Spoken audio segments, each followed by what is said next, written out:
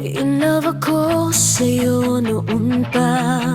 Di ko lang sinasabi sa'yo sa pakinggan mo itong ginawa kong kanta. Siguradong makakarelay ka.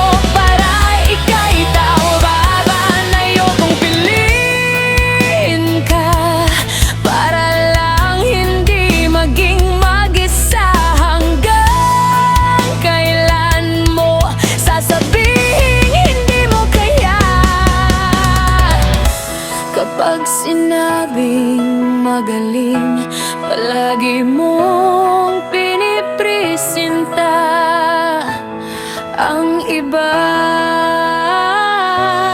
Takot kang sumubok kasi bago sa'yo ang lugar.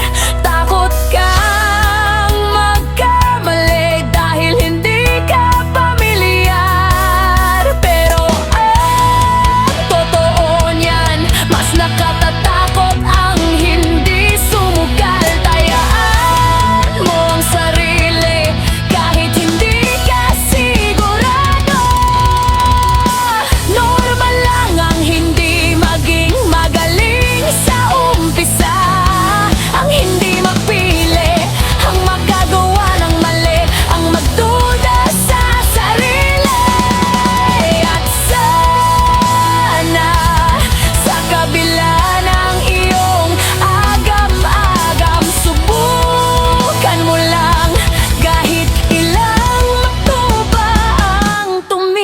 kumot sa iyong paa.